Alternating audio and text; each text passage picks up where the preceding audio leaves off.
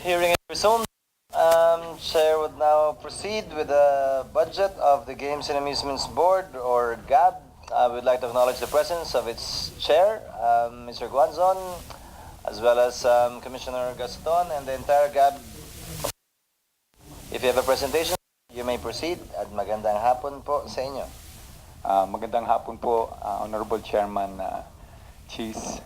Together with us also here is our Chief Legal, si Attorney Omar.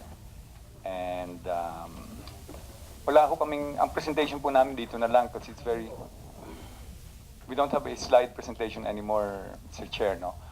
If you just allow us, just go through the... If none, maybe ask. Maybe just interpose questions instead, also to abbreviate the proceedings. Sir, can you distinguish GAB from PhilRocom? Sabi nila kayo daw yung bahala sa taya, sila yung bahala sa laro. What do you mean by that? What do they mean by that, rather? Yung betting portion ho kami ang namamahala, no? Para there is a check and balance, Mr. Chair. So the operations of the racing itself is handled by the PhilRocom, no? How the race is being conducted. Pero the betting aspect of that and all the OTBs are under the supervision of GAB ho. So horse racing lang ang GAB? No, not only horse racing, all professional sports. So if you may allow me... so sa horse racing mo tayo, tama ho yung figure nilang 7.3 billion total bets in a year? I think that would be, may I just... Please, sir.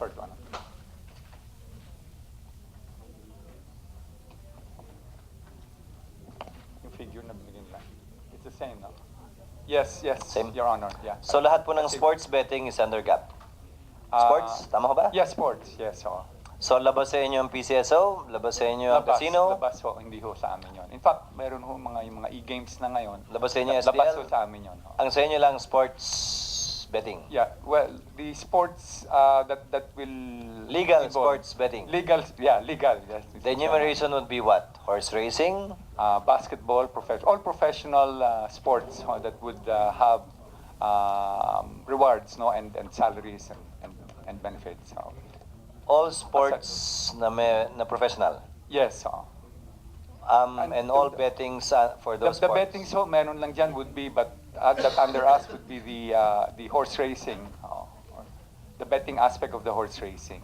So walang betting aspect ng ibang sports? I was about to ask you that. No, wala. That's not under us. It's not under you, but it's also not legal, right? Legal po bang magpusta sa PBA? No, not that we know of. No, sports betting is not legal, right? Is it? No, it's not legal. Hindi, di ba? Although there are a lot. Ang daming pustahan sa PBA dito eh. Yeah, that's right. Plus one, minus one. Yeah, mga ganun ho na hindi, I guess, if you would liken that to the Las Vegas doon, official, and that's legal doon. Pero dito wala ho tayong ganun eh. Wala ho tayong ganun, meaning it's not legal here, not or legal. it's not regulated here? Well, we still don't have that kind of, the kind of betting. Does it need to be allowed? I'll give you an example, sir. Pustahan tayo. Gilas laban, sino ba yung huling kalaban nila? Argentina. Oo. Tayong dalawa, nagpustahan.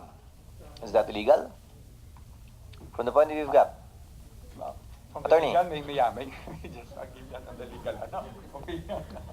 Well, Your Honor, technically that's illegal because it is not regulated nor licensed by the government. The only sports betting that maybe we are not, it's not within our jurisdiction, but there appears to be some sports betting under the PAGCOR, Your Honor, or e-games. So they only use the results of the games as the odds, but they do not have anything to do with the regulation of the sports, which is the jurisdiction of GAP, Your Honor. Just Now, the odds. when you regulate the betting aspect, it's only the horse races. The rest, lahat ng sports na binabayaran yung player, you regulate that. Yes, that's right. Binabayaran meaning may salary sila. Salary sila. Yes. Kasama yung mga Licenses nila, no? kasama po ba yung UAAP at saka No, NCAA? it's not because that's all under the NSA ho, not amateur ho yun. Binabayaran din nun sila eh. Again, No, they receive compensation and that's not a secret. well, it's distinguished between what they say would be may mga allowances and there are those that are paid professionally as profession. So, I think there would be a distinction on that one.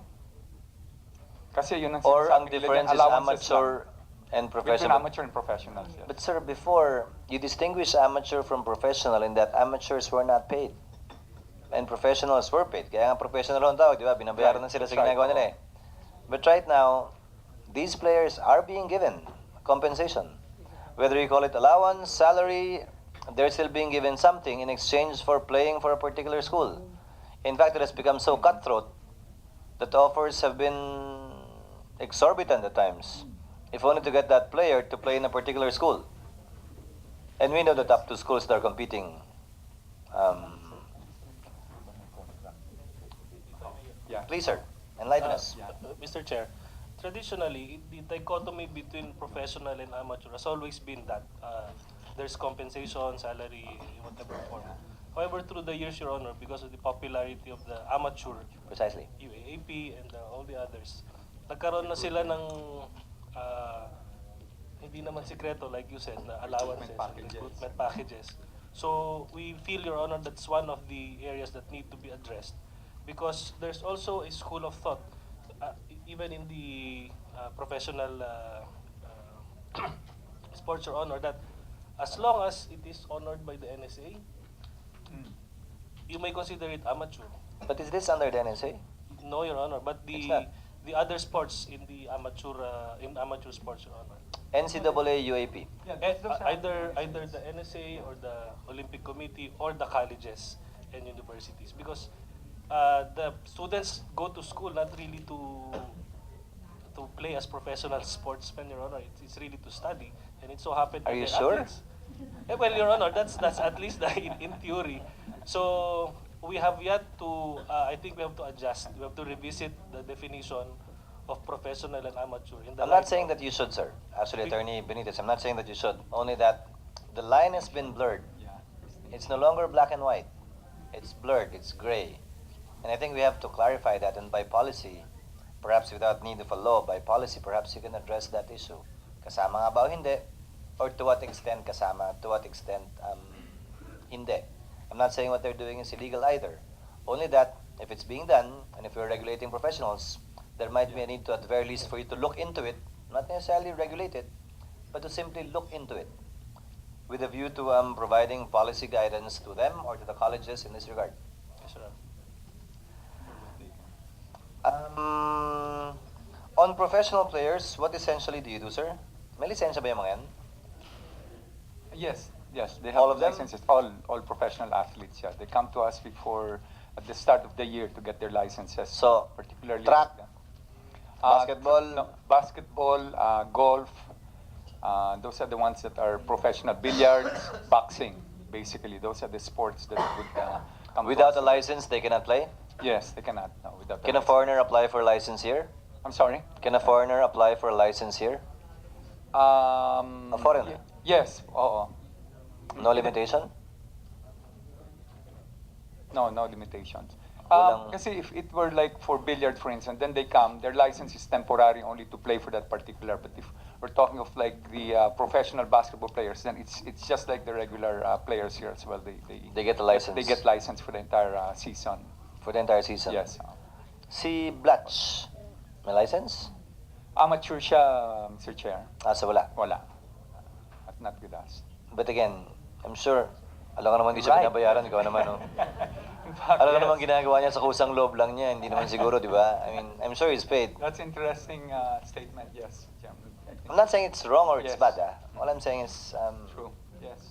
again, the definition of amateur and professional has been blurred in the past years, not even decade, only in the past years.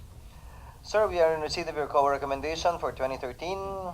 Co-findings and recommendations, may we inquire about the compliance? On the two findings, dalawa lang naman po eh.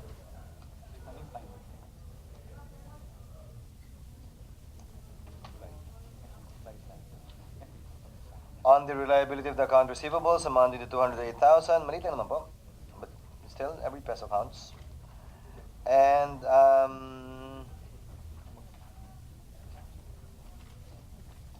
the adjustments of your entry insofar as your properties, obsolete properties or unserviceable properties amounting to 4.3. Yes, may I refer you, Mr. Chairman, to our admin? Please, ma'am. Admin. Ms. Artig, Yeah. Artugue? We have. Good afternoon, Senator, with regard to the 208,000, uh, 44,700 was already a write-off. So this year we're going to have it write-off yung balance po. And then as to the unserviceable, unserviceable asset which is not properly classified, as of June of this year, the chief accountant already reclassified the said account. So have you been given a clearance for having complied? Uh, Not yet. Not yet, sir. But you have complied. Yes, sir. May we know the 1 point... Pareho kayo ng PhilRecom, 1.1? Yes, yes, sir. Ang capital outlay nyo? Opo. Kutsi din? Ban. Sasakyan din? Opo. Sasakyan din. Ban po. Which will make the total service vehicles of Gab how many? 7, sir.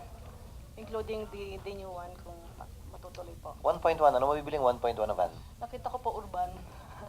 Ay, Nissan? Yes.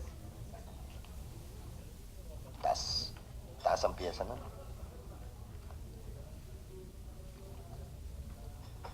Anything else you would like to add? Nothing more.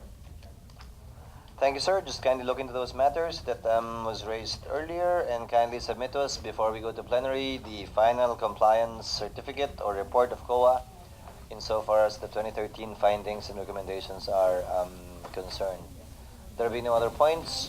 Chair hereby acts on the proposed budget of the GAB for 2015 and favorably recommends it to plenary for deliberation and final approval. Congratulations, sir. Magandang Thank hapon you. po sa Thank inyo. you, Mr. Chairman. Gandang hapon.